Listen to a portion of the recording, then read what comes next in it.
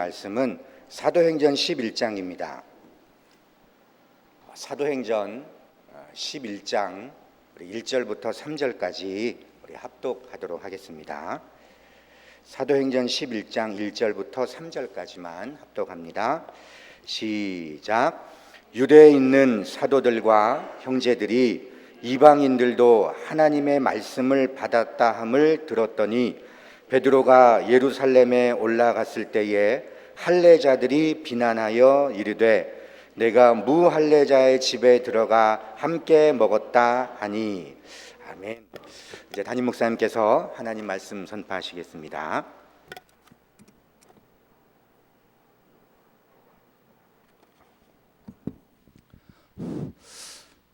오늘 우중에도 이렇게 수요일 예배에 참석하신 여러분들에게 하나님의 은혜가 있기를 주님의 이름으로 축복합니다.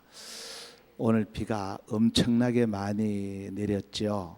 비가 많이 내릴 때 그래도 이런 생각이 들었어요. 농민들이 그 마늘과 또 양파를 수확한 후에 이렇게 비가 내려서 참 다행이다, 그런 생각이 들었습니다. 그리고 어제 1212명이 다시 확진자가 나왔죠.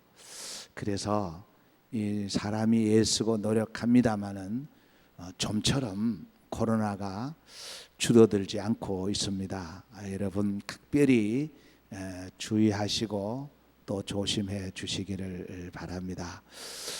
오늘 비가 많이 와서 보이지 않는 성도들이 많이 계시는데 있는 그곳에도 하나님이 함께 하시고 또 오늘 영상으로 예배 드리는 분들에게도 주의 은혜가 동일하게 임하기를 주의 이름으로 축복합니다. 자, 오늘은 베드로가 이제 예루살렘 교회에 가서 선교 보고하는 그 내용을 말씀을 드리도록 하겠습니다. 예루살렘 교회로 가서 이제 선교 보고를 합니다. 선교 보고를 하는데 오늘 선교 보고 중에 오늘 드린 말씀은 이 선교 보고를 할 때 그만 예루살렘 교회가 큰 논쟁이 일어났습니다. 그래서 호사다마라고 좋은 일에는 항상 사탄이 틈을 탈 수 있는 겁니다. 그리고 사람이 모이는 곳에는 사람의 소리가 날 수 있어요. 그리고 또 사람들의 의견이 다르니까 충분히 그럴 수는 있습니다. 자, 그래서 예루살렘 교회에 왜 이랬던 논쟁이 일어났느냐, 이 말씀들을 오늘 드리도록 하겠습니다. 여러분 최초의 교회가 예루살렘 교회죠. 예루살렘 교회입니다. 이 예루살렘 교회가 세워지고 난 뒤에 성령의 폭발적인 역사로 교회가 계속 부흥이 됐습니다. 제자의 수가 늘어나고 또 주의 말씀이 흥왕해가고 교회가 계속 부흥이 되고 있었어요. 그래서 이 복음이 이방인들에게 전해지기 시작했습니다. 이방인들이 여러 전해졌어요. 근데 그때만 해도 이 교회라는 어떤 시스템 제도가 완전히 조직이 되어 있지 않았기 때문에 굉장히 혼란스러웠습니다. 그래서 베드로가 이 예루살렘 교회에서 사실상 파송을 받아서 그 이방인 지역을 순회 방문을 하는 거예요. 예전에 우리 시골의 목사님들이 한 번씩 순회를 했죠. 목사님이 없는 지역에 이렇게 순회를 했듯이 베드로가 그 순회를 한 거예요. 그 베드로가 순회한 데가 어디냐 하면 루따죠. 루따가 제일 첫 방문지입니다. 루따. 이 루따를 방문했는데 여기에서 놀라운 역사가 일어나죠. 에니야라는 중풍병자가 이 베드로가 기도했을 때에 성령이 거기에 임하고 이 에니야가 일어나기 시작합니다. 살아났습니다. 고침을 받았어요. 그래서 베드로는 주님의 명령을 따라서 가르치고 전하고 고치는 사역을 했던 겁니다. 가르치고 전하고 고치는 이 사역을 이 루다에서 이제 한 거예요. 애니야가 이제 중풍병에서 해방이 되는 놀라운 역사가 루다에서 일어나지요. 그 다음에 어디로 가느냐 하면 요바로 갑니다. 요바. 여러분 요바도 잘 아지요. 다비다. 이 다비다라 하는 여제자가 있었죠. 이 다비다는 여제자이면서도 모든 사람에게 존경받는 여인이었어요. 참 아주 그 헌신하고 또 이렇게 충성하는 그런 분입니다. 그런데 그만 어떤 이유에서 그러는지 어떤 병인지는 성경에 나오지 않습니다만은 이 다비다가 죽게 돼요. 죽어서 다락 위에 이렇게 눕혀놓는데 그 주위에 있는 많은 과부들이 와서 눈물을 흘리면서 애도를 하는 겁니다. 이게 무슨 말이냐면 평소에 이 다비다가 어떤 사람이었나 하는 것을 우리는 충분히 알 수가 있지요.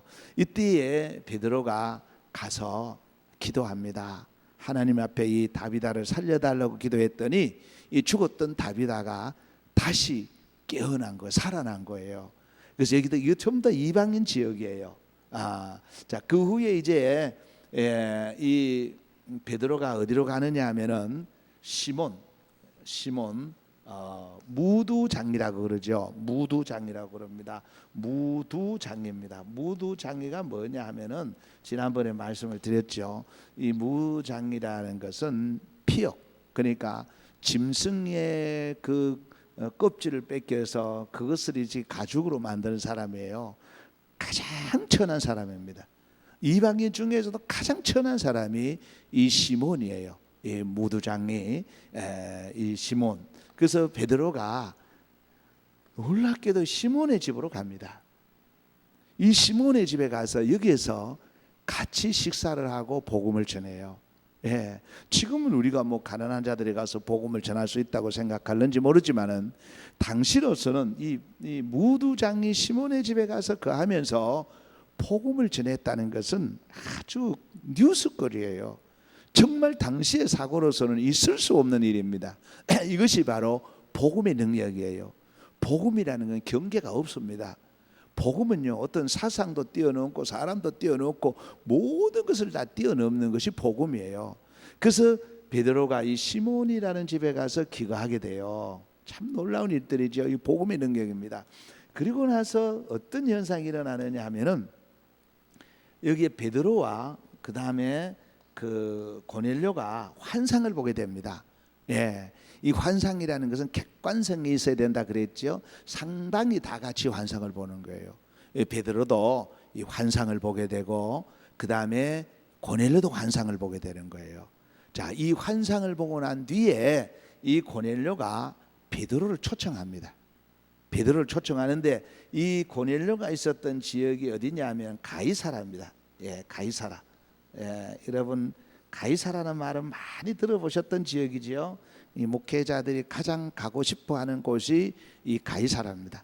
특히 선교사들은 이곳을 자주 꼭 방문해야 될 그런 곳이지요. 바울이 이곳에서부터 로마로 가서 복음을 전한 그 출발한 데가 가이사라입니다. 가이사라 빌립보가 아닙니다. 가이사라예요. 여러분 뭐 누차 말씀을 드렸고 제가 전에 돌도 하나 보여드렸지요. 여기에 이제 고넬료라는 백부장, 이 고넬료는 당시에 모든 것을 다 갖춘 사람이에요. 가정적으로도요, 가정이 하나님을 경외하는 사람이었고요, 그리고 이 종교적으로도 하나님을 잘 섬겼던 사람이고요, 그리고 사회적으로도 이달리아대 백부장입니다. 사회적으로 성공한 사람이에요. 이 사람이 이제 베드로를 초청을 하는 겁니다. 베드로를 초청하는 거예요. 그래서 베드로가 이제 요빠에서 이 고넬료 집으로 가서 여기에서 가서 이제 하나님의 말씀을 전하는 거죠. 전에 말씀을 드렸죠. 설교를 하는 겁니다. 설교하는데 이 말씀 지난번에 드렸습니다만 너무너무 소중하고 이보다 설교 더 잘하는 설교는 별로 없어요. 이 베드로의 설교가 너무너무 중요한 설교를 했다는 것을 말씀을 드렸죠. 그 베드로의 설교의 서론이 뭐냐? 서론이 하나님의 이 말씀을 열 때에 벌써 사람들의 마음을 다 사로잡아 버리고 그리고 이 말씀에 집중할 수밖에 없도록 그 말을 한 거예요. 예, 대단한 말을 한 거예요. 그게 뭐냐면은 유대인이나 헬라인이나 차별이 없다. 이게 서론이에요. 베드로가 말씀을 딱 전하는데 무슨 말씀을 전할까 기대하고 있는데 딱 던지는 말이 뭐냐면은 유대인이나 헬라인이나 차별이 없다. 이 말씀을 던지는 거예요. 대단한 거죠. 대단한 겁니다. 그래서 이제 본론에 들어가서는 여러분 본론이 뭡니까? 본론은 항상 예수입니다. 예, 예수가 빠진 설교, 예수가 빠진 내 삶의 그는 아무 무의미한 거예요. 그래서 항상 중요한 중심은 예수예요. 예수가 중심이에요. 중심. 그래서 베드로의 설교의 본론이 뭐냐? 바로 예수님이 만유의 주다. 예수님이 만유의 주다. 이 말은 하나님에게만 쓸 수 있는 말이에요. 하나님에게 쓸 수 있는 말이에요. 자, 그래서 이 만유의 주라는 것이 뭐냐면은 창조주라는 겁니다. 창조주. 예수님이 창조주라는 거예요. 그리고 예수님께서 이 땅에 화목제물로 오셔서 평화의 도구라는 겁니다. 평화의 왕이라는 겁니다. 평화의 왕. 그리고 예수님 누구냐? 예수님은 그리스도다. 중보자다. 그 말이에요. 이 설교를 한 거예요, 베드로가. 당시에 예수님은 십자가에 매달려 죽어버렸고 아무 의미 없는 그런 사람인데 이 베드로가 설교하기를 예수님이 하나님이다. 이분이 평화의 왕이고 중보자다. 구세주다. 이걸 이제 본론으로 전하게 된 거예요. 근데요, 결론입니다. 결론. 여러분, 결론은 아주 멋진 결론을 맺습니다. 이 말이 무슨 말이냐? 자, 이렇게 전하고 난 뒤에 베드로가 뭐라느냐? 내가 증인이다. 나는 직접 보았고 경험했고 체험했고 보았다는 거예요. 내가 십자가의 증인이다. 내가 부활의 증인이다. 주님 다시 오신다고 했기 때문에 내가 재림의 증인이다. 그래서 우리가 증인된 삶을 살아야 된다 하는 이 말씀으로 결론을 맺게 된 거예요. 놀라운 설교지요. 그랬더니 이 설교를 하고 났더니 어떤 결과가 나타났느냐? 열매가 나타나야 되잖아요. 열매가 뭐냐? 어떤 열매가 맺었느냐 하면은 이방인에게 성령이 임한 거예요. 성령이 임하고 여기에 방언의 역사가 터진 겁니다. 방언의 역사가 터진 거예요. 그 도저히 이방인에게 성령이 임한다는 것은 상상도 못할 일인데 거기에 성령이 임했다는 거예요. 뭐 그보다 더 놀라운 설교가 어디 있겠습니까? 말씀을 전할 때 성령이 임했다는 거. 성령님은 여러분 말씀을 들을 때에 기도할 때에 전도하는 현장에 성령이 임한다 하는 말씀을 드렸죠. 그리고 나서 이제 이들이 다 세례를 받습니다. 세례는 뭐냐? 내가 죄인 된 것을 고백하고 예수 그리스도를 구주로 영접하는 거죠. 이제 성령이 임하니까 예수 그리스도를 구주로 영접하고 세례를 받게 된 거예요. 이러한 역사가 일어났다 그 말이에요. 그러면서 이들의 삶이 지난번까지의 삶이 이제는 변화 역사가 일어난 거예요. 완전히 변화된 겁니다. 그래서 말씀을 사모하게 되고요, 사람을 사랑하게 되고요, 메말랐던 정이 다시 생기게 되고요. 그렇습니다. 이것이 바로 베드로의 설교의 결과였다는 겁니다. 자, 그러면 다시 한번 돌아가서 자, 여기까지가 이제 베드로가 그 사역을 마친 겁니다. 사역을 마치고 이제 예루살렘 교회로 돌아가서 선교 보고를 하는 거예요. 선교 보고를 하는데 이 논쟁이 일어났다 이 말이에요. 논쟁이 막 비난하고 단지 토론이 아니고 비난을 해버린 거예요. 비난. 왜 그러냐면은 잘 보십시오. 유대인의 선입견이 있습니다. 유대인의 선입견, 뭐 편견이라고도 하죠. 예, 선입견입니다. 유대인의 선입견이 뭐냐 하면은 이방인에게는 성령이 임할 수 없다는 생각을 가졌어요. 이방인에게 무슨 성령이 많으냐, 이방인에게 무슨 영혼이 있느냐, 이런 생각을 가졌다는 거예요. 그렇기 때문에 이 유대인들은 이방인과 같이 예배를 드릴 수 없다고 생각했습니다. 예, 할례자는 무할례자와 같이 예배를 드릴 수 없다. 물론 결혼도 할 수 없다. 그리고 같이 식사를 할 수 없다. 같이 식사를 한다는 것은 있을 수 없는 일이라는 거예요. 받아들일 수 없는 일이라는 거예요. 예. 근데 이제 논쟁의 주 요지가 뭐냐면은 이 유대인들, 바로 오늘 그 본문에도 나오죠. 할례자들입니다. 할례자. 예. 그래서 나중에 바울이 그러지요. 육체의 할례, 마음의 할례가 중요하지. 뭐 그런 말을 하잖아요. 예. 할례가 뭐냐? 이 할례인들, 유대인들이 이제 베드로가 와서 선교 보고를 하는데 질문도 아니고 비난하기 시작해요. 비난이라 그랬죠. 자, 우리 1절에서 다시 한번 읽어보겠습니다. 1절에서 3절 시작. 유대에 있는 사도들과 형제들이 이방인들도 하나님의 말씀을 받았다 함을 들었더니 베드로가 예루살렘에 올라갔을 때에 할례자들이 비난하여 이르되 네가 무할례자의 집에 들어가 함께 먹었다 하니. 예. 자, 여기서 이제 유대인들이 베드로를 비난하는 이유가, 비난하는데 어떤 걸 비난하느냐면은, 여러분, 그래도 유대인들은 하나님을 의식하는 분들이잖아요. 요 유대인들은 유대 그리스도인들입니다. 교회 안으로 들어온 자들이에요. 그러니까 유대교에서 기독교로 개종한 자들입니다.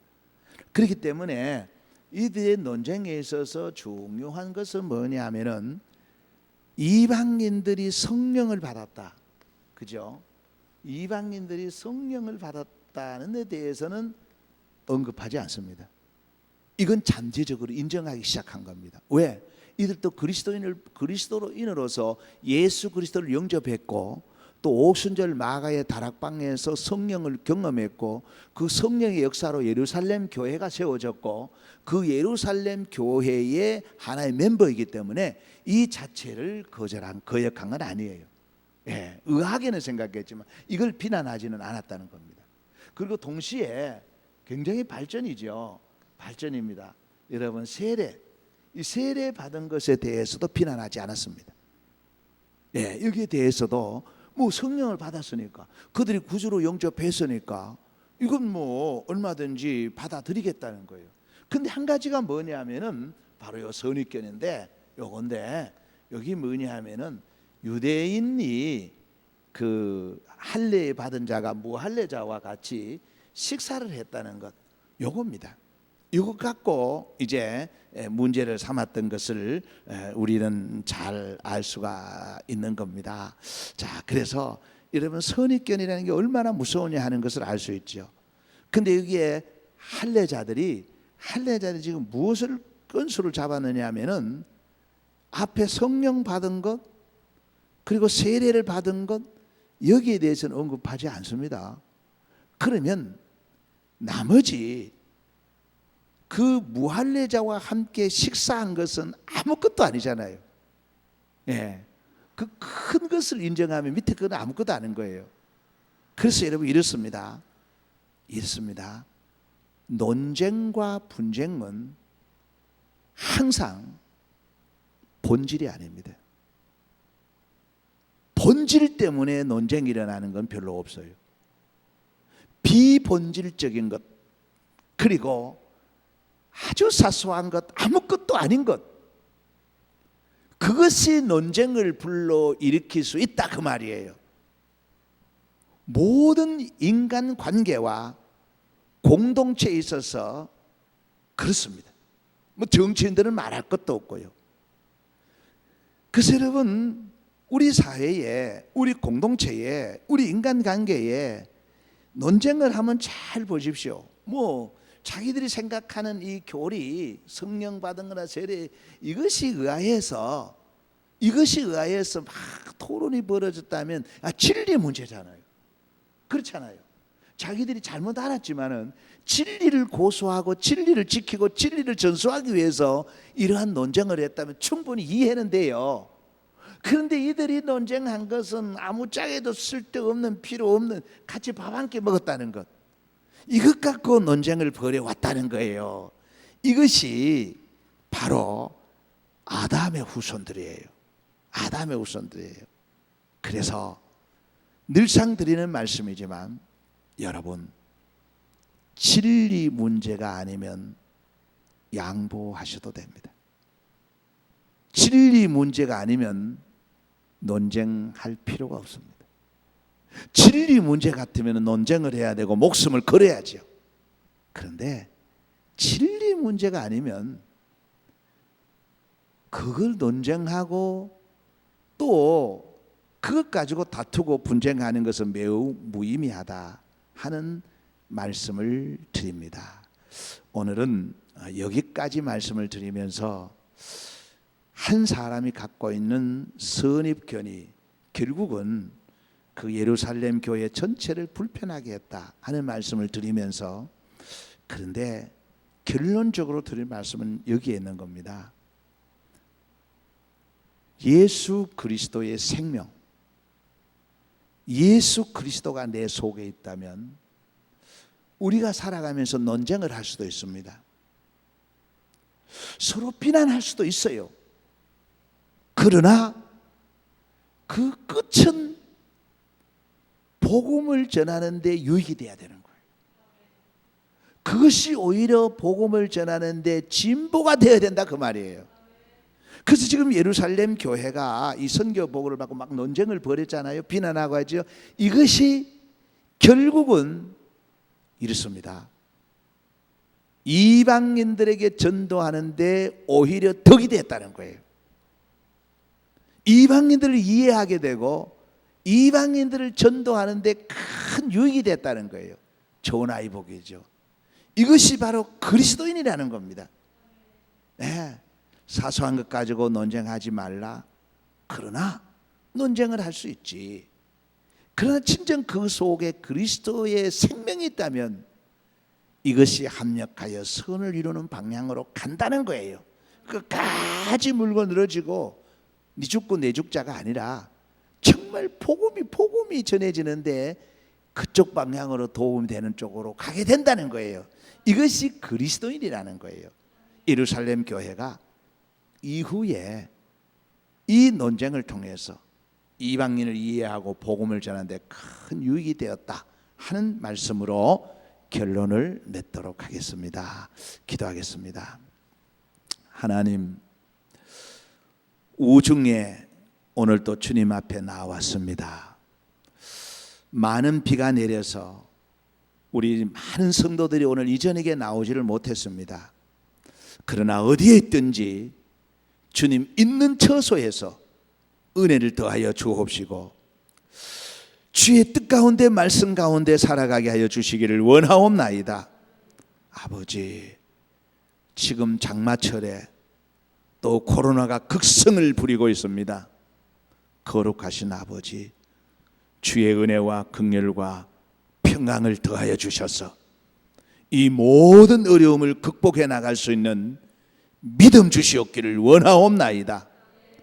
주의 이름으로 간구하옵기는 믿음이 부족한 자에게 믿음을 주옵시고 병든 자에게 건강을 주시고 가난한 자에게 하늘 문을 열어주셔서 영육간에 복을 주시기를 원하옵나이다. 인간사의 여러 가지 문제가 하나님이 역사하시면, 하나님이 손을 대시면 모든 것이 다 해결될 줄로 믿습니다. 주님 도우시고 은혜 베풀어 주옵소서. 아버지 하나님, 이제 예배를 마치고 돌아가는 모든 발걸음 안전을 지켜주시고 이 밤에도 주의 은혜가 있게 하여 주옵소서. 예수 그리스도 이름으로 축복하고 기도하옵나이다. 아멘. 이제는 교회의 머리가 되시는 예수 그리스도의 은혜와 하나님의 크고 놀라우신 사랑과 성령님의 감화, 감동, 교통, 충만함이 오늘 말씀을 들은 우리 모든 무리들과 흩어져 있는 우리 성은교회 식구들 위해 이제로부터 영원 무궁토록 함께 하시기를 축원하옵나이다. 아멘.